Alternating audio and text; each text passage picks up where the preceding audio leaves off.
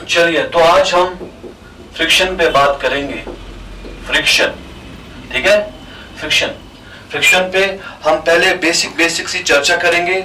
जो बेसिक सी बातें हैं फ्रिक्शन के बारे में, उन पे हम डिस्कस करेंगे और फिर कॉन्सेप्ट समझते जाएंगे और आगे बढ़ते जाएंगे, ठीक है। तो फ्रिक्शन के बारे में सबसे पहली बात जो आप लोगों को पता ही है, फ्रिक्शन किसको बोलते हैं। जब भी एक बॉडी दूसरे बॉडी के सरफेस पे ऐसी एक बॉडी है, इसको हम फोर्स लगा रहे हैं ऐसे। अब ये बॉडी जो है इस सरफेस पे स्लाइड करेगी या स्लाइड करना चाहेगी। जो ही ये स्लाइड करेगी या इस सरफेस पे ये स्लाइड करना चाहेगी, तो नीचे वाली सरफेस इस पे फोर्स लगाएगी जो अपोजिट होगा, जो इसको अपोज करेगी, इस मोशन को अपोज करेगी। उस फोर्स को बोलते हैं हम फ्रिक्शनल फोर्स या फ्रिक्शन।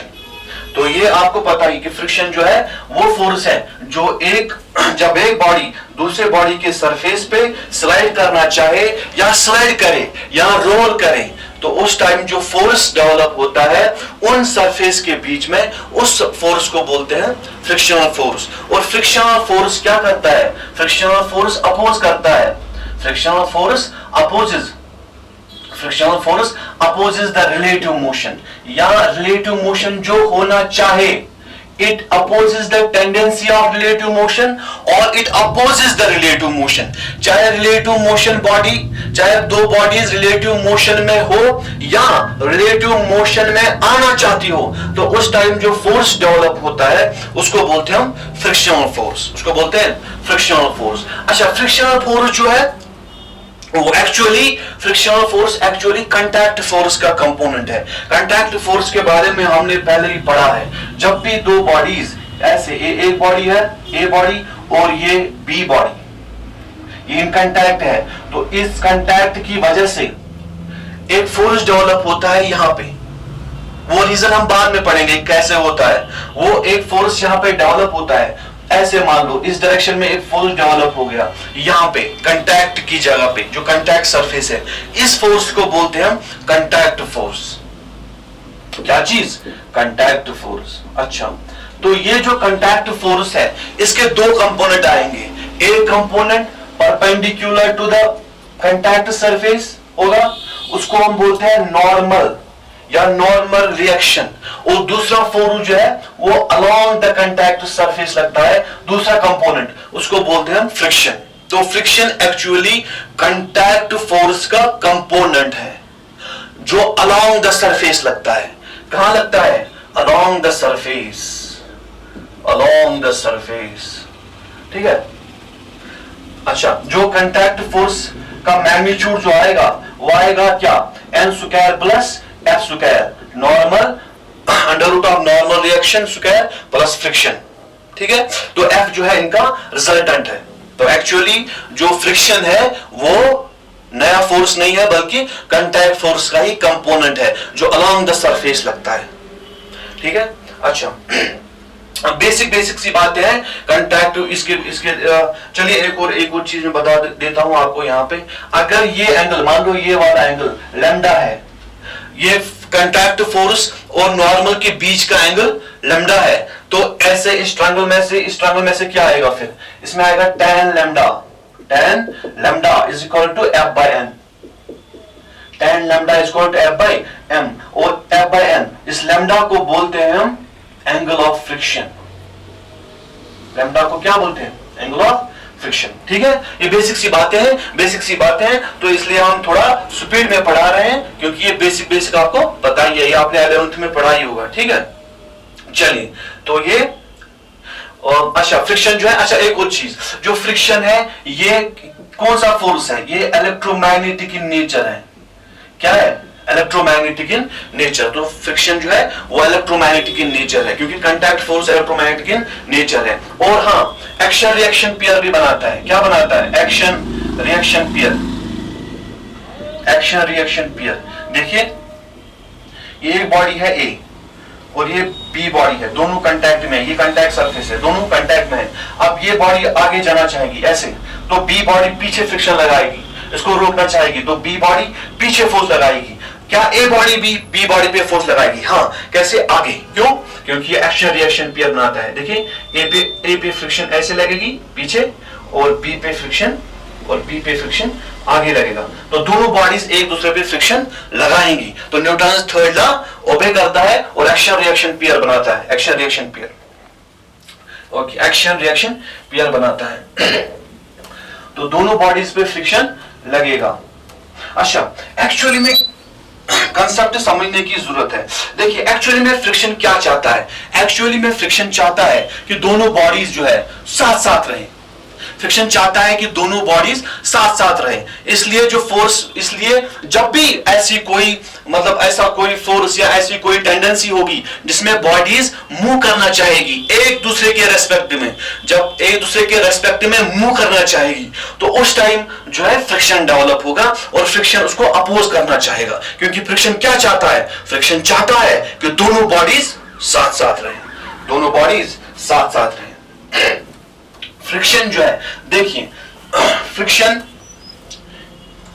ये मान लो एक बॉडी है बी और ये दूसरी बॉडी है ए, ठीक है। अब हम क्या कर रहे हैं, इस बॉडी पे हम ऐसे फोर्स लगा रहे हैं, इस बॉडी पे ऐसे फोर्स लगा रहे हैं, एफ, फोर्स एफ, ठीक है।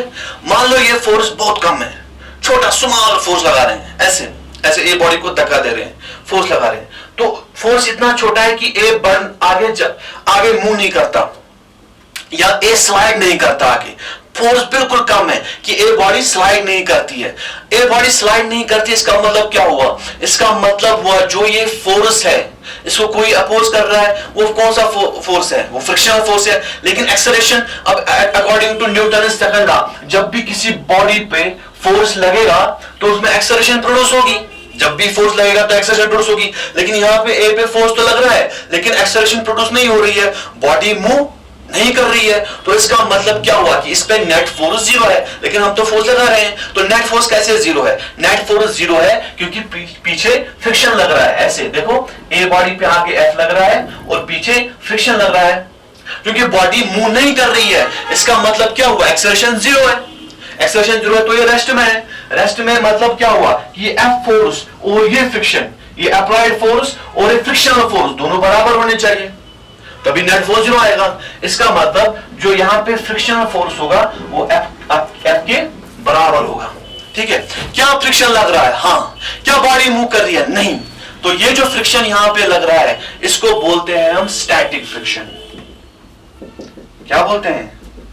स्टैटिक फ्रिक्शन, ठीक है। बॉडी मूव नहीं कर रही है तो इसको बोलते हैं स्टैटिक फ्रिक्शन। मान लो अब हमने फोर्स बढ़ाया, जो अप्लाइड फोर्स है अब हमने उसको बढ़ाया, अब और फोर्स लगा रहे हैं, लेकिन बॉडी तब भी मूव नहीं कर रही है, बॉडी तब भी मूव नहीं कर रही। इसका मतलब क्या हुआ कि फोर्स अब भी बराबर है, जो फ्रिक्शनल फोर्स है वो अप्लाइड फोर्स के बराबर लग रहा है। इसका मतलब पहले फ्रिक्शन, मान लो पहले 10 न्यूटन था, इसका मतलब फ्रिक्शन भी 10 न्यूटन था। बाद में मान लो हमने फोर्स बढ़ाया, ये 12 न्यूटन कर दिया, तो अब बॉडी नहीं चल रही है, इसका मतलब फ्रिक्शन भी 12 न्यूटन है। अब हमने 13 न्यूटन कर दिया, बॉडी नहीं चल रही है, तो इसका मतलब फ्रिक्शन भी 13 न्यूटन है। इसका मतलब ये हुआ कि जो ही ये अप्लाइड फोर्स बढ़ता जाएगा, फ्रिक्शनल फोर्स भी बढ़ता जाएगा। मतलब ये अपना मैग्नीट्यूड इसका कांस्टेंट नहीं रहेगा, ये अपना मैग्नीट्यूड अप्लाइड फोर्स के हिसाब से एडजस्ट करेगा। इसलिए इसको बोलते हैं हम सेल्फ एडजस्टिंग। स्टैटिक फ्रिक्शन को बोलते हैं हम सेल्फ एडजस्टिंग। तो क्या समझा आपने? पहली चीज, जब दो बॉडीज रिलेटिवली रेस्ट में हो, रिलेटिवली, ये जरूरी नहीं है कि दोनों रेस्ट में है, दोनों मूव भी कर सकती है, लेकिन रिलेटिवली रेस्ट में हो।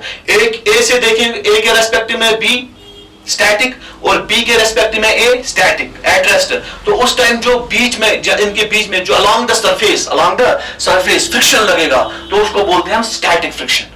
और दूसरी चीज हमने क्या समझी कि जो स्टैटिक फ्रिक्शन है ये सेल्फ एडजस्टिंग है। सेल्फ एडजस्टिंग मतलब जितना ज्यादा आप अप्लाइड फोर्स लगाओगे उतना ज्यादा स्टैटिक फ्रिक्शन भी होगा, ठीक है। एक और चीज, मान लो हम ऐसे फोर्स नहीं लगा रहे, ऐसे फोर्स लगाने के बजाय हम फोर्स ऐसे लगा रहे हैं, ऐसे, ए पे फोर्स हम ऐसे लगा रहे हैं, तो क्या होगा, जो हम फोर्स ऐसे लगाएंगे तो बॉडी, ये सेम फोर्स यहां लगाएंगे, बॉडी फिर भी नहीं चलेगी, तो इसका मतलब क्या होगा कि फ्रिक्शन पीछे लगेगा। तो अगर हम फोर्स यहां लगाएंगे तो फ्रिक्शन इधर लगेगा, अगर हम फोर्स इधर लगाएंगे तो फ्रिक्शन इधर लगेगा। इसका मतलब ये जरूरी नहीं है कि हमेशा एक ही डायरेक्शन में फ्रिक्शन हो। फ्रिक्शन जो स्टैटिक फ्रिक्शन है वो हमेशा opposite to the tendency of moving, यानी जिधर बॉडी मूव करना चाहेगी उसके अपोजिट में होता है। तो इसका मैग्नीट्यूड भी अप्लाइड फोर्स के हिसाब से बदल सकता है, एडजस्ट करता है, और इसकी डायरेक्शन भी अप्लाइड फोर्स के हिसाब से एडजस्ट करती है। तो इसलिए हम बोलते हैं स्टैटिक फ्रिक्शन को सेल्फ एडजस्टिंग।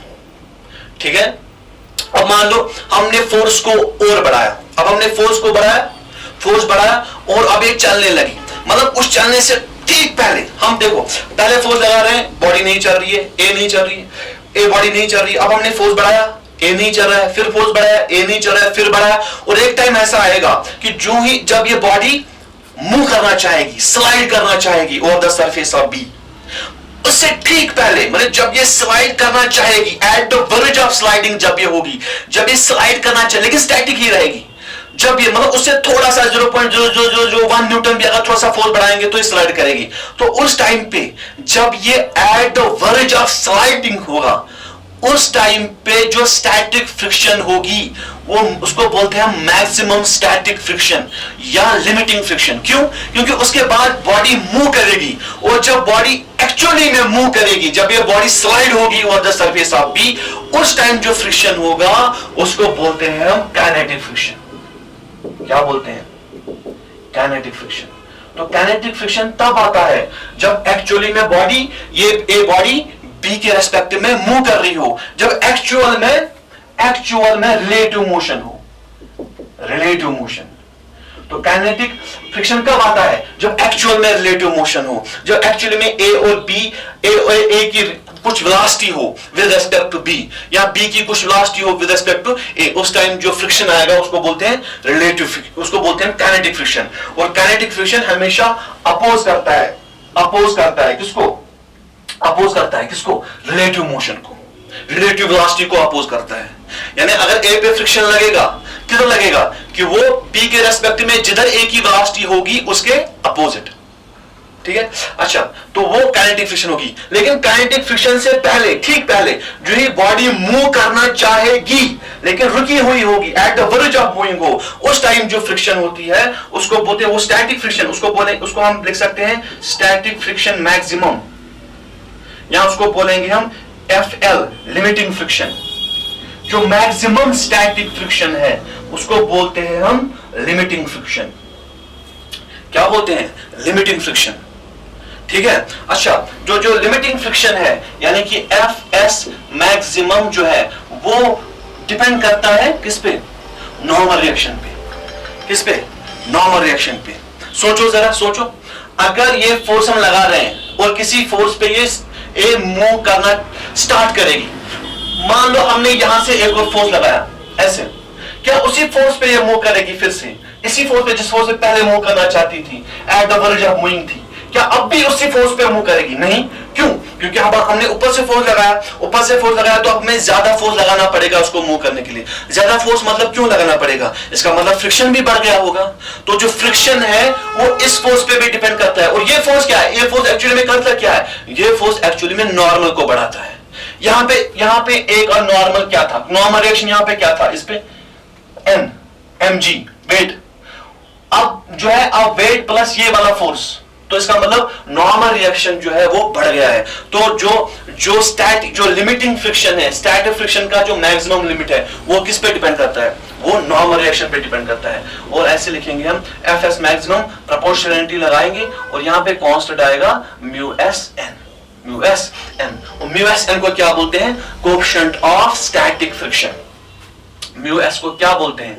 μS को बोलते हैं कोएफिशिएंट ऑफ स्टैटिक फ्रिक्शन। ठीक है, कोएफिशिएंट ऑफ स्टैटिक फ्रिक्शन। अच्छा, स्टैटिक फ्रिक्शन जो है, जो μS है, ये दो चीजों पे डिपेंड करता है। μS दो चीजों पे डिपेंड करता है। शाबाश। कौन सी दो चीजें? एक, material of the surfaces, material of the surfaces, और दूसरा type of the surfaces, type of the surfaces. यानी ये जो ए बॉडी है और ये बी बॉडी है, जो इनकी सरफेस है यहाँ पे कांटेक्ट सरफेस, वो किस चीज की बनी है? क्या वो वुडन है, मटेरियल ऑफ द सरफेस, क्या वो वुडन है, क्या वो आयरन की बनी हुई है, क्या वो कंक्रीट है, क्या वो एल्युमिनियम की है मटेरियल। और दूसरा टाइप ऑफ सरफेस, सरफेस किस टाइप की है? अगर वुडन है तो कैसी है? स्मूथ है, रफ है, पॉलिश्ड है, नॉन पॉलिश्ड है, लुब्रिकेटेड है, नॉन लुब्रिकेटेड है, तो इन दो चीजों पे डिपेंड करेगा स्टैटिक फ्रिक्शन का कोएफिशिएंट। और एफएस मैक्सिमम जो लिमिटिंग फ्रिक्शन है वो किस पे डिपेंड करेगा? एक तो म्यू एस पे और एन पे, तो तीन चीजों पे डिपेंड करेगा। एक म्यू एस का, ये material of the surface, type of the surface और नॉर्मल रिएक्शन पे, ठीक है। और जो स्टैटिक फ्रिक्शन है, लिमिटिंग फ्रिक्शन है और काइनेटिक फ्रिक्शन है, दोनों जो है independent of area of contact है। जब तक नॉर्मल कांस्टेंट रहेगा तब तक एरिया का कोई रोल नहीं है, एरिया का कोई रोल नहीं है यहाँ पे, क्योंकि कितना एरिया इनका कांटेक्ट में है, ठीक है। तो ये लिमिटिंग फ्रिक्शन है, यानी स्टैटिक फ्रिक्शन का मैक्सिमम वैल्यू। इसका मतलब क्या हुआ? इसका मतलब ये हुआ जो स्टैटिक फ्रिक्शन है इसका एक रेंज होता है, इसका एक कांस्टेंट नहीं रहता, इसका एक रेंज होता है। ये जीरो से कहां तक? एफ एस मैक्सिमम तक होता है। कहां तक होता है? एफ एस मैक्सिमम तक, लिमिटिंग फ्रिक्शन तक, लिमिटिंग फ्रिक्शन तक। अच्छा, तो ये तो स्टैटिक फ्रिक्शन जो है एफ एस, स्टैटिक फ्रिक्शन, ये जीरो से कहां तक? म्यू एस एन तक, ये इसका रेंज है, तो इसका एक रेंज आता है। अच्छा, तो ये अपने अब इसका वैल्यू क्या होगा? वो अप्लाइड फोर्स पे डिपेंड करेगा। जीरो से म्यू एस एन तक क्या वैल्यू होगा इसका? वो अप्लाइड फोर्स पे डिपेंड करेगा, ठीक है। अच्छा, काइनेटिक फ्रिक्शन कब होगा? काइनेटिक फ्रिक्शन होगा जब एक्चुअली में बॉडी मूव कर रही होगी, स्लाइड कर रही होगी, या एक्चुअली में जो है रिलेटिव मोशन होगा दोनों बॉडीज के बीच में, रिलेटिव मोशन, तो उस टाइम आएगा काइनेटिक फ्रिक्शन। और काइनेटिक फ्रिक्शन का वैल्यू हमें आता है म्यू के एन, और म्यू के जो यहां पे है, म्यू के को बोलते हैं coefficient of kinetic friction, coefficient of kinetic friction. और coefficient of kinetic friction same दो चीजों पे डिपेंड करता है, जिसपे coefficient of static friction depend करता है, म्यू एस। तो म्यू के दो चीजों पे डिपेंड करता है, जैसे म्यू एस करता है मटेरियल ऑफ द सरफेस और टाइप ऑफ द सरफेसेस, ठीक है। और जो है काइनेटिक फ्रिक्शन जो है वो म्यू के और एन पे डिपेंड करता है। और म्यू के यूजुअली लेस देन होता है म्यू एस, यानी coefficient of static friction usually इससे कम होता है। कभी कभी क्वेश्चन में दोनों सेम दिए होते हैं, अगर आपको म्यू दिया हुआ है तो उस टाइम मान लेना चाहिए कि दोनों सेम है। अगर दिया हुआ है अलग अलग, स्टैटिक कोएफिशिएंट अलग से दिया है, म्यू के अलग से दिया हुआ है, तो अलग अलग वैल्यू लेना है। तो यूजुअली जो है कम होता है। जब म्यू के म्यू एस से कम होगा तो इसका मतलब क्या होगा? इसका मतलब ये हुआ जो एफ के है, जो काइनेटिक फ्रिक्शन है, वो कम होता है किससे? क्योंकि ये इससे कम है तो ये इससे कम, यानी कि एफ एस या एफ एल से, एफ एस मैक्सिमम से यूजुअली कम होता है। और इसका वैल्यू जो है वो कांस्टेंट है, एफ के का वैल्यू कांस्टेंट है। और स्टैटिक फ्रिक्शन का रेंज होता है जीरो से एफ एल तक, और ये इसका वैल्यू कांस्टेंट रहता है और इसका वैल्यू सेम रहता है। और ये भी चीज हमने जानी कि दोनों जो है सरफेस, कांटेक्ट सरफेस पे डिपेंड नहीं करते, ना काइनेटिक फ्रिक्शन ना स्टैटिक फ्रिक्शन कांटेक्ट सरफेस पे डिपेंड नहीं करते। और ये काइनेटिक फ्रिक्शन कांस्टेंट रहता है। अच्छा, काइनेटिक फ्रिक्शन यूजुअली जो है अगर ज्यादा वेलोसिटी होगी, अगर ये रिलेटिव वेलोसिटी बहुत ज्यादा होगी, तब थोड़ा सा रोल्स में वेलोसिटी का आता है, वेलोसिटी पे थोड़ा सा डिपेंड करता है। लेकिन हम उस पे नहीं जाएंगे, हम वेलोसिटी इंडिपेंडेंट लेंगे, क्योंकि उतनी वेलोसिटी हमारे जो डेली लाइफ में होती है, जो हमारे क्वेश्चन में उतनी वेलोसिटी नहीं दी हुई होती है, तो हम इंडिपेंडेंट ऑफ वेलोसिटी मान लेंगे इसको, ठीक है। अच्छा, क्या अब आपने क्या समझा कि जो स्टैटिक फ्रिक्शन है इसका एक रेंज होता है जीरो से म्यू एस एन तक, और काइनेटिक फ्रिक्शन का वैल्यू कांस्टेंट रहता है, अच्छा, ये ग्राफ आपने देखा होगा, ये वाला ग्राफ देखो कौन सा ग्राफ? यहां पे अप्लाइड फोर्स लगाया, यहां से फ्रिक्शन ले ली, है ना। जब अप्लाइड फोर्स जीरो होगा तो फ्रिक्शन भी जीरो, और जो ही अप्लाइड फोर्स बढ़ेगा, बॉडी मूव नहीं कर रही है तो स्टैटिक फ्रिक्शन लगेगा, और स्टैटिक फ्रिक्शन का जो वैल्यू है वो अप्लाइड फोर्स पे डिपेंड करता है। जितना अप्लाइड फोर्स होगा उतना ही स्टैटिक फ्रिक्शन होगी। तो ऐसे, तो ग्राफ ऐसे आएगा, स्टैटिक फ्रिक्शन। और जब स्टैटिक फ्रिक्शन, ये मान लो स्टैटिक फ्रिक्शन का लिमिट पहुंचेगा यहां पे, लिमिटिंग फ्रिक्शन, ये mu S N limiting friction, उसके बाद यहाँ पे बॉडी मूव करना स्टार्ट करेगी, मूव करना स्टार्ट करेगी तो फ्रिक्शन थोड़ा सा कम होगा, थोड़ा सा कम होगा, तो वैल्यू जो है ये है म्यू के, तो स्ट्रेट लाइन आएगी, कांस्टेंट वैल्यू आएगा, तो यूजुअली ये इससे थोड़ा सा कम होता है, लिमिटिंग फ्रिक्शन से थोड़ा सा कम होता है। तो ये ग्राफ आपने देखा होगा। ऐसे सोचो, ऑब्जर्व करो, ऐसे सोचो जब भी कोई बॉडी है, एक बड़ी सी अलमीरा को हमने, बड़ी सी अलमीरा है उसको चलाना है, तो हम धक्का दे रहे हैं, पहले मुश्किल, जो ये स्टार्ट करेगी पहले मुश्किल होगा चलना, जो ये स्टार्ट करेगी फिर आसान, थोड़ा सा आसान होता है, क्यों? फ्रिक्शन कम हो जाती है। चलिए कुछ क्वेश्चन करते हैं। अच्छा, फ्रिक्शन, काइनेटिक फ्रिक्शन क्या होती है, किसके, काइनेटिक फ्रिक्शन की डायरेक्शन कैसे पता करते हैं? Opposite to the velocity, opposite to the relative velocity, opposite to the relative velocity. देखो बेसिक से क्वेश्चन करेंगे, बिल्कुल एकदम शर्म आ रही है। देखो क्वेश्चन, ये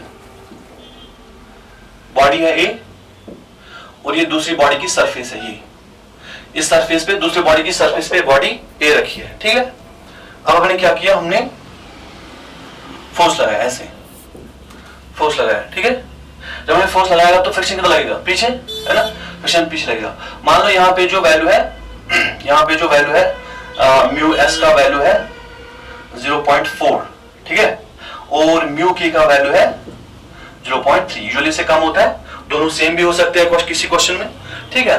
अच्छा, एक चीज, म्यू एस और म्यू के का यूनिट क्या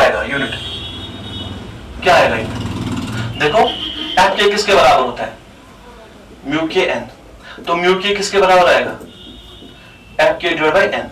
एफ के क्या है, फोर्स, नॉर्मल क्या है, फोर्स, तो दोनों फोर्स है, फोर्स बाय फोर्स, तो यूनिटलेस, न्यूटन बाय न्यूटन, है ना।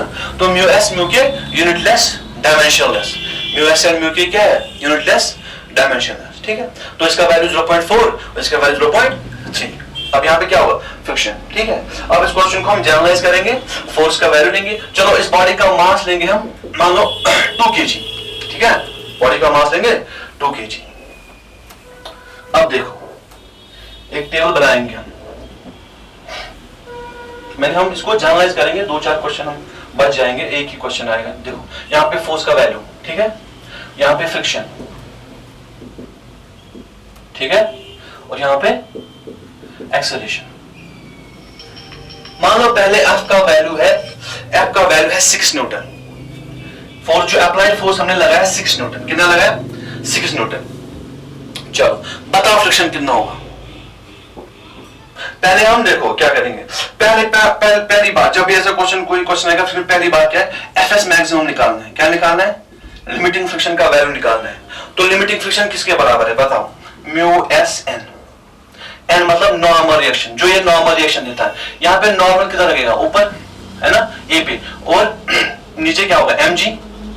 तो ये इस डायरेक्शन में कोई एक्सेलरेशन नहीं है, तो N equal to M G, है ना। तो एन इक्वल टू एम कितना है, 2, जी कितना है 10, तो जी 10 लेंगे तो 20 न्यूटन, और नॉर्मल जो है यहाँ पे 20 न्यूटन। तो एफ एस मैक्सिमम जो है वो म्यू एस एन, तो म्यू एस लिमिटिंग फ्रिक्शन का वैल्यू निकालेंगे, म्यू एस कितना 0.4 और एन कितना 20, तो ये कितना आएगा 8 न्यूटन। तो लिमिटिंग फ्रिक्शन जो है 8 न्यूटन। इसका मतलब क्या हुआ, अगर फोर्स, अप्लाइड फोर्स 8 न्यूटन से कम होगा तो बॉडी मूव नहीं करेगी, तो स्टैटिक रहेगी। अगर 8 न्यूटन से ज्यादा होगा तो बॉडी मूव करेगी। अब हमने फोर्स कितना लगाया, 6 न्यूटन। जब हम 6 न्यूटन लगाया, ऐसे 6 न्यूटन लगाया, क्या बॉडी मूव करेगी, नहीं, क्यों, 8 न्यूटन से कम है, बॉडी मूव नहीं करेगी। तो फ्रिक्शन कितना लगेगा, 8 न्यूटन लगेगा, नहीं 8 न्यूटन नहीं लगेगा, क्यों, क्योंकि बॉडी स्टैटिक है। इसका मतलब बॉडी 8 न्यूटन लगा सकती है, लेकिन ये कितना लगाएगी, जितना, क्योंकि फ्रिक्शन क्या चाहता है, असल में फ्रिक्शन चाहता है कि दोनों बॉडी साथ में रहे। अगर ये 6 न्यूटन आगे लगा रहा है तो ये 6 न्यूटन पीछे लगाएगा, तो नेट फोर्स 0, तो स्टैटिक रहेगा, तो 8 न्यूटन नहीं लगेगा, कितना लगेगा, 6 न्यूटन, क्योंकि इसको 6 न्यूटन ही चाहिए रोके रखने के लिए। और ये फ्रिक्शन क्या होगी, क्या स्टैटिक होगी, काइनेटिक होगी, स्टैटिक, तो एफ एस 6 न्यूटन, वो स्टैटिक फ्रिक्शन लगेगा। और एक्सेलरेशन कितना, 0, बॉडी नहीं चलेगी, तो एक्सेलरेशन 0, ठीक है।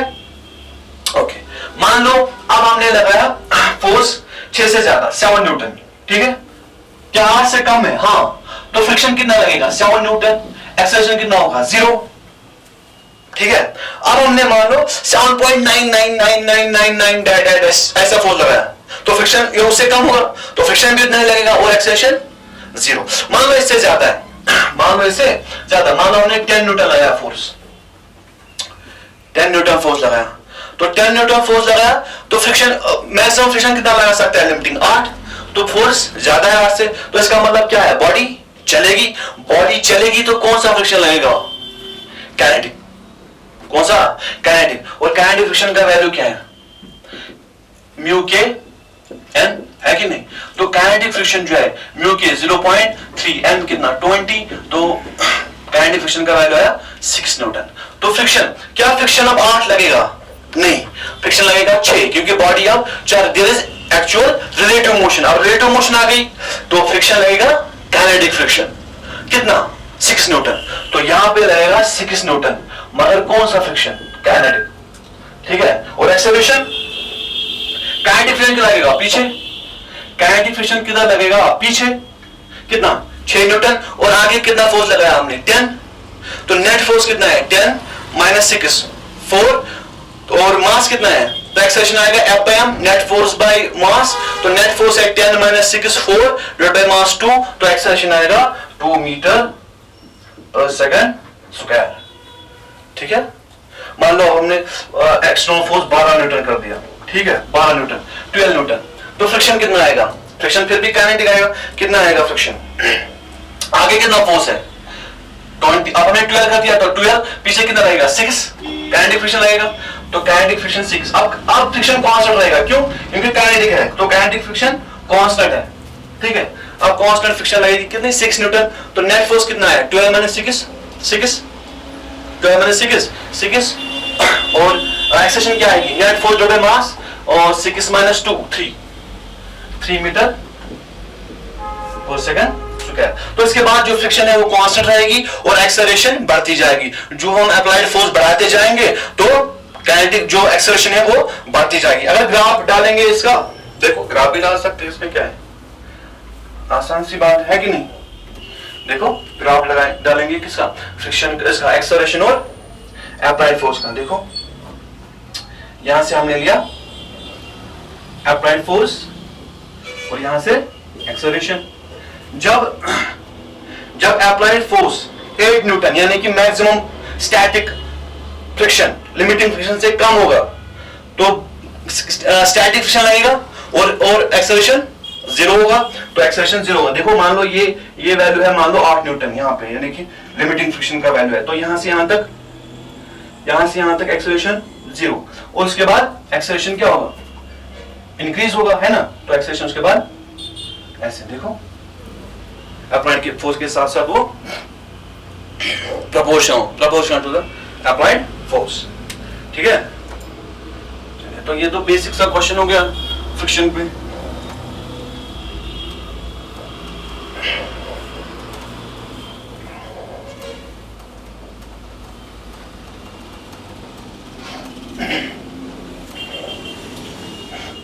देखो एक और क्वेश्चन करते हैं। मान लो ये एक बॉडी है, ये बॉडी, और ये दूसरी बॉडी इसके सरफेस पे, यहाँ पे इनका कांटेक्ट है, बी बॉडी, ठीक है। दोनों पे फोर्स लगा रहे हैं, एक साथ दोनों पे फोर्स लगा रहे हैं, और दोनों बी वेलोसिटी से स्टार्ट कर रही मूव करना, ठीक है। दोनों की वेलोसिटी भी है, दोनों पे फोर्स लगा रहे हैं और दोनों सेम डायरेक्शन में, अलग अलग फोर्स लगा रहे हैं और दोनों सेम डायरेक्शन में वी वेलोसिटी से जा रहे हैं। अब बताओ यहाँ पे फ्रिक्शन कितना होगा? ये जो यहाँ पे सरफेस है, फ्रिक्शन बी पे कितना फ्रिक्शन लगेगा या ए पे कितना फ्रिक्शन लगेगा? सोचो। क्या बी और ए के बीच में रिलेटिव वेलोसिटी है? नहीं है। क्यों नहीं है? क्योंकि ए की वेलोसिटी भी वी है, बी की वेलोसिटी भी है, तो रिलेटिव तो रिलेटिवली है, रेस्ट में है दोनों, कि दोनों की वेलोसिटी सेम है, तो रिलेटिवली रेस्ट में है। क्या बी स्लाइड करना चाह रही है? क्या रिलेटिव, क्या टेंडेंसी है रिलेटिव वेलोसिटी की? नहीं। क्यों? क्योंकि दोनों साथ साथ जा रहे हैं। और फ्रिक्शन क्या चाहता है? फ्रिक्शन एक्चुअली में चाहता है कि दोनों बॉडीज साथ साथ रहे। जब ये पहले से ही साथ साथ है, न ये स्लाइड करना चाहती है और ये दोनों साथ साथ है, तो फ्रिक्शन नहीं लगेगा। फ्रिक्शन, क्योंकि फ्रिक्शन तो ऐसे ही खुश है ना, तो फ्रिक्शन जीरो। अब सोचो दूसरा, देखो दूसरा क्वेश्चन देखो, ये बॉडी है, ये बी बॉडी है, ठीक है, इस पे ऐसे फोर्स लगा रहे हैं और ए बॉडी बी वेलोसिटी से आगे जा रही है, ए पे फोर्स लगा रहे हैं, ठीक है, बी इसके ऊपर है, दूसरी बॉडी, और ए पे फोर्स लगा रहे हैं, ए जो है बी वेलोसिटी से आगे जा रहे हैं, ठीक है, और बी भी ए के साथ ही जा रहा है। जो हम ए को खींचते हैं, ए की वेलोसिटी v आ गई है ना, एक्सलेट हो गई तो v वेलोसिटी आ गई, और b की, और जो b है b बॉडी, ये भी इसी के साथ जा रही है। मतलब ये स्लाइड तो कर सकती है लेकिन स्लाइड नहीं कर रही है, ठीक है, मतलब ये इतना कम फोर्स लगा रहे हैं, इतनी कम वेलोसिटी है कि b इसके साथ ही जा रही है। क्या दोनों साथ जा रही है? हाँ। क्या दोनों की वेलोसिटी v है? हाँ। पहले क्वेश्चन में देखो, पहले दोनों की वेलोसिटी v थी, इसकी भी v, और फ्रिक्शन जीरो। यहां भी दोनों साथ जा रहे हैं। क्या इस टाइम भी फ्रिक्शन जीरो है? क्या इस टाइम भी फ्रिक्शन जीरो है? नहीं, इस टाइम जीरो नहीं होगी। क्यों नहीं होगी? देखो फोर्स इस पे लगा रहे हैं, ए पे, और ए आगे जा रहा है बी वेलोसिटी से, ठीक है, ए आगे क्या जा रहा है? B velocity. मान लो अगर फ्रिक्शन नहीं होता तो बी बॉडी क्या करती? बी बॉडी ऐसे स्लाइड करके पीछे से, रियर एंड से ऐसे गिर जाती है ना, तो बी बॉडी पीछे स्लाइड करती है। मान लो फ्रिक्शन नहीं है, जो हम ए को खींचते तो बी बॉडी स्लाइड कर जाती पीछे से, और पीछे से रियर एंड से गिर जाती, तो ये आगे जा रही है। तो आगे क्यों जा रही है? इसका मतलब फ्रिक्शन लग रहा है, ये फ्रिक्शन की वजह से आगे जा रही है, ठीक है। अच्छा ऐसे सोचो, मान लो ए जा रही है आगे, अच्छा ए की वेलोसिटी जो है, ए की वेलोसिटी बी के रेस्पेक्ट में, बी पहले इंस्टेंट पे बी रेस्ट में था विद रेस्पेक्ट ए, अभी ए आगे जा रहा है बी वेलोसिटी से, तो बी जो है, ए की वेलोसिटी बी के रेस्पेक्ट में v है, इस डायरेक्शन में। बी क्या चाहेगा? बी चाहेगा कि मेरे साथ रहे। फ्रिक्शन क्या चाहेगी? कि साथ में रहे, तो ये ए पे फ्रिक्शन पीछे लगाएगा। जब बी ए पे फ्रिक्शन पीछे लगाएगा तो ए बी पे फ्रिक्शन आगे लगाएगा, है ना। देखो ऐसे थ्री बॉडी डायग्राम में देखो, बी पे फ्रिक्शन आगे लगेगी और ए पे फ्रिक्शन ऐसे बी से जा रही है तो ए पे फ्रिक्शन पीछे लगेगा। अच्छा कौन सी फ्रिक्शन है? स्टैटिक है कि काइनेटिक है? स्टैटिक है कि काइनेटिक है? स्टैटिक है। क्यों स्टैटिक क्यों है? आप पूछोगे सर ये तो दोनों बॉडीज तो चल रही है ना, दोनों बॉडीज की वेलोसिटी है, दोनों आगे जा रही है, तो ये काइनेटिक फ्रिक्शन होनी चाहिए क्योंकि दोनों मूव कर रही है। तो स्टैटिक फ्रिक्शन कैसे? देखो बॉडी ए और बी दोनों मूव कर रही है लेकिन एक साथ मूव कर रही है, ए और बी की रिलेटिव वेलोसिटी जीरो है, तो स्टैटिक फ्रिक्शन का मतलब ये नहीं है कि बॉडीज रुकी हुई है। स्टैटिक फ्रिक्शन का मतलब यह है कि रिलेटिवली रुकी हुई है, रिलेटिवली रेस्ट में है, रिलेटिवली स्टैटिक है। तो दोनों बॉडीज रिलेटिवली दोनों आगे जा रही है v वेलोसिटी से, लेकिन रिलेटिवली दोनों रेस्ट में है। तो इसका मतलब जो फ्रिक्शन लगेगा वो क्या फ्रिक्शन लगेगा? Static friction. कौन सा friction? Static friction.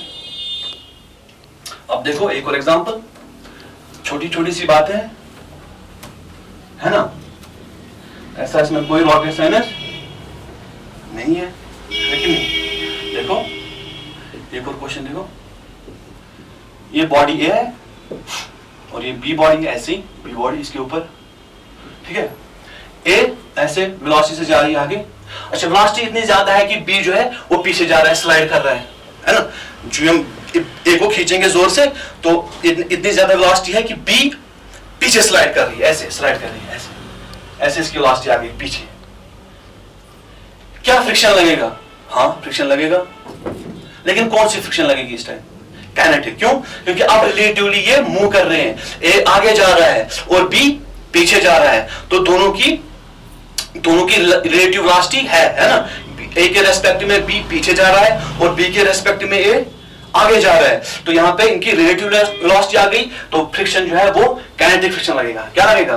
Kinetic friction लगेगा। अच्छा काइनेटिक फ्रिक्शन कैसे लगेगा? देखो ए आगे जा रहा है तो बी क्या चाहेगा? बी चाहेगा ए को कि मेरे साथ रहे, है ना, फ्रिक्शन तो चाहता है कि साथ साथ में रहे, है ना, ठीक है, तो फ्रिक्शन इस पे पीछे लगेगा, किस पे, ए पे। कौन सा फ्रिक्शन, काइनेटिक फ्रिक्शन। कौन सा फ्रिक्शन, काइनेटिक फ्रिक्शन। और बी पे आगे लगेगा, है ना, काइनेटिक फ्रिक्शन। बी ऐसे जा रहा है, बी ऐसे पीछे जा रहा है, और काइनेटिक फ्रिक्शन ऐसे अपोज कर रहा है इसको, पीछे ऐसे लग रहा है काइनेटिक फ्रिक्शन। ठीक है, चलिए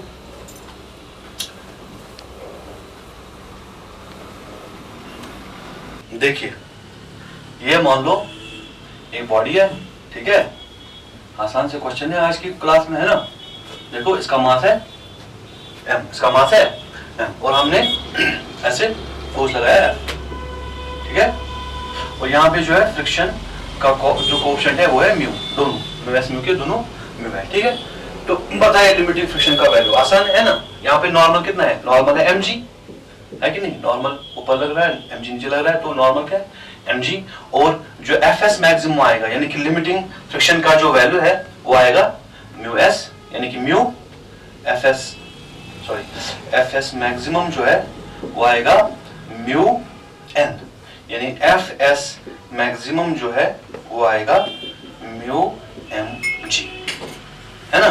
तो ऐसे फोर्स लगाएंगे तो कितना फोर्स चाहिए इसको, मिनिमम फोर्स है, लिमिटिंग फोर्स है, कितना मिनिमम फोर्स चाहिए कि ये आगे मूव करे, म्यू mg, है कि नहीं, म्यू mg। अब देखो इसी क्वेश्चन को ऐसे करते हैं, देखो देखो ये m मास है, ठीक है, ऐसे फोर्स लगाया, ऐसे f, ये फोर्स ऐसे लगाया f, ठीक है, और ये एंगल थीटा पे, कौन सा एंगल, थीटा पे। अब बताओ क्या क्या फर्क पड़ेगा इससे, इससे फ्रिक्शन पे कुछ फर्क पड़ेगा कि नहीं पड़ेगा, क्यों, क्योंकि नॉर्मल पे फर्क पड़ेगा। देखो कैसे, यहाँ पे f के दो कंपोनेंट आएंगे, एक ऐसे f sin थीटा और एक ऐसे लगेगा f cos थीटा, ठीक है। अब देखो नॉर्मल किधर लग रहा है, ऊपर, ठीक है, नीचे क्या लग रहा है mg, ठीक है, तो normal plus f sin theta ऊपर वाला फोर्स, ऐसे, क्योंकि ऐसे वर्टिकल डायरेक्शन में कोई एक्सेलरेशन नहीं है तो दोनों फोर्स बराबर है, दोनों फोर्स बराबर है, यानी normal plus f sin theta is equal to mg, तो normal is equal to mg minus f sin theta. पहले वाले क्वेश्चन में क्या था, नॉर्मल mg, और दूसरे वाले क्वेश्चन में नॉर्मल क्या है, mg minus f sin theta. इसका मतलब जो है नॉर्मल जो है कम हो गया, डिक्रीज हो गया, नॉर्मल का वैल्यू क्या हुआ, डिक्रीज। तो हमें अच्छा फ्रिक्शन क्या लगेगा बताओ, फ्रिक्शन क्या लगेगा, पीछे कितना फ्रिक्शन कितना लगता है बताओ, फ्रिक्शन fs मैक्सिमम वो लगेगा म्यू n, है कि नहीं। सो fs मैक्सिमम लगेगा म्यू n, n के बदले क्या आएगा mg minus f sin theta. तो यहाँ पे लिमिटिंग फ्रिक्शन का वैल्यू क्या है, यहाँ पे लिमिटिंग फ्रिक्शन का वैल्यू डिक्रीज हो गया है ना, वो आएगा, पहले म्यू mg था, अब mu mg minus mu f sin theta है, यानी लिमिटिंग फ्रिक्शन का वैल्यू कम हो गया। इसका मतलब फोर्स भी कम चाहिए, है ना, और जो आगे वाला फोर्स है, जो फोर्स आ गया है वो f cos थीटा, तो एक्सेलरेशन कौन प्रोड्यूस करेगा, f cos थीटा, ठीक है। ओके, एक और देखो, इसी का एक और पार्ट देखो,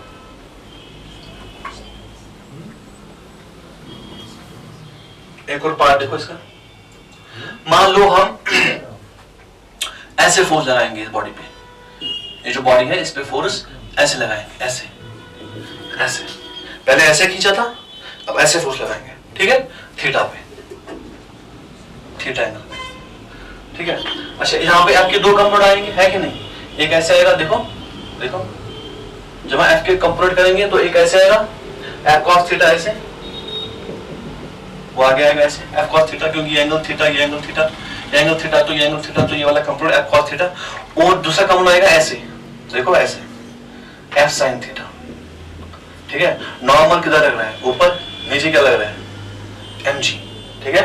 तो नॉर्मल का वैल्यू क्या आएगा, नॉर्मल का वैल्यू क्या आएगा, नॉर्मल का वैल्यू आएगा, देखो normal minus f sin theta is equal to mg, तो नॉर्मल का वैल्यू आएगा mg plus f sin theta, तो यहाँ पे नॉर्मल का वैल्यू बढ़ गया। तो लिमिटिंग फ्रिक्शन क्या आएगा फिर, fs मैक्सिमम क्या आएगा, लिमिटिंग फ्रिक्शन का वैल्यू क्या आएगा बताओ, वो आएगा म्यू इनटू नॉर्मल, नॉर्मल मतलब mu mg plus f sin theta.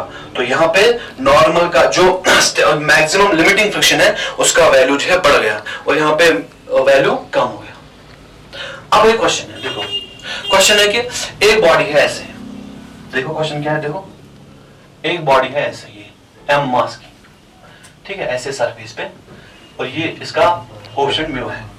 तो कितना मिनिमम फोर्स चाहिए, कितना मिनिमम फोर्स चाहिए इस m को मूव करने के लिए ताकि ये स्लाइड करे, कितना मिनिमम फोर्स चाहिए? देखो हम तो सोचेंगे म्यू mg है ना, हम सोचेंगे, देखो हम बोलेंगे कि पोल ऐसे लगाएंगे, F फोर्स ऐसे फोर्स लगाया तो पीछे मैक्सिमम फ्रिक्शन जो है लगेगा कितना, म्यू mg है ना। तो यहाँ पे तो हम बोलेंगे कि अगर ऐसे फोर्स, हम बोलेंगे फोर्स ऐसे लगाएंगे F फोर्स, तो पीछे जो है म्यू mg लगेगा, म्यू mg पीछे लगेगा जो पहले वाले केस में था। तो हमें मिनिमम जो फोर्स है लगाना पड़ेगा वो है म्यू mg, लेकिन वो गलत है। देखो क्यों? क्योंकि हमें ये नहीं बताया गया है कि फोर्स कैसे लगाना है। हम फोर्स किसी भी ऐसे भी लगा सकते हैं, ऐसे भी लगा सकते हैं। तो मिनिमम फोर्स जो है, देखो यहाँ पे फ्रिक्शन का वैल्यू कम होता है ना, तो मिनिमम फोर्स इससे नहीं, ऐसे लगाने से नहीं आएगा, तो मिनिमम फोर्स ऐसे लगाने से आएगा। यानी अगर बोला गया हो कि इस बॉडी पे मिनिमम फोर्स कितना लगेगा कि ये मूव करे, ये नहीं बताया गया हो कि किस डायरेक्शन में लगाना है, तो हम फोर्स ऐसे लगाएंगे, ठीक है। क्योंकि यहाँ पे इस वाले केस में अगर हम फोर्स ऐसे लगाएंगे, देखो अगर हम फोर्स ऐसे लगाएंगे तो कितना मिनिमम फोर्स चाहिए, तो मिनिमम फोर्स जो चाहिए वो होगा म्यू mg, है ना, तब फोर्स होगा म्यू mg, क्योंकि म्यू n तो यहाँ पे mg है, तो यहाँ पे म्यू mg चाहिए। लेकिन इस वाले केस में देखते हैं, देखो इस वाले केस में देखते हैं कितना फोर्स लगेगा हमें इसको चलाने के लिए, मिनिमम फोर्स।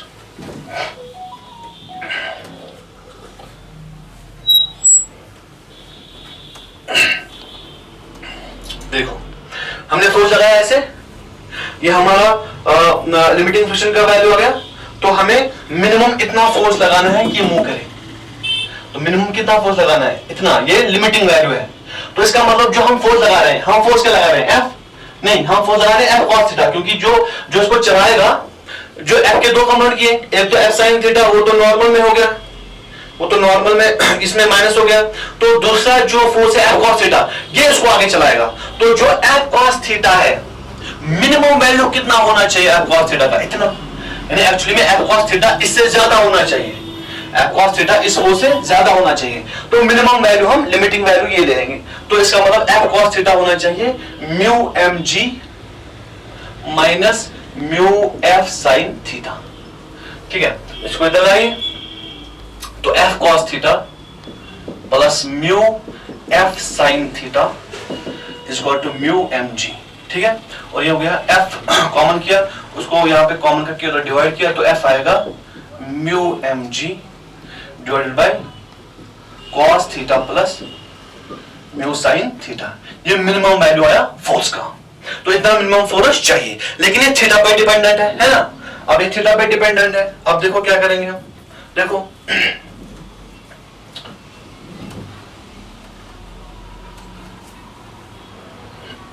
देखो हम डिवाइड करेंगे, इस इक्वेशन को डिवाइड करेंगे, देखो यहाँ पे mu mg, f is equal to mu mg, यहाँ पे इसको डिवाइड और मल्टीप्लाई बोथ, यहाँ पे डिवाइड भी करेंगे और मल्टीप्लाई भी करेंगे under root of 1 plus mu square से, देखो under root of 1 plus mu square, तो आएगा ये cos theta divide by under root of 1 plus mu square plus mu sin theta divided by under root of 1 plus mu square. बिल्कुल basic, उतना कुछ rocket science नहीं है इसमें, ठीक है।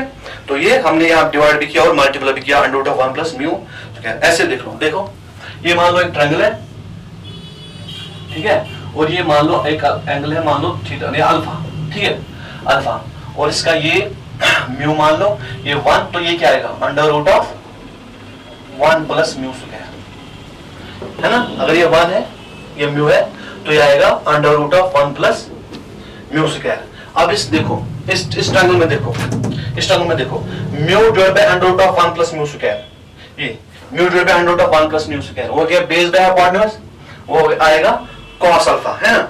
और यहाँ पे 1 divide by under root of 1 plus mu square, 1 divide by under root of 1 plus mu square आएगा sin अल्फा।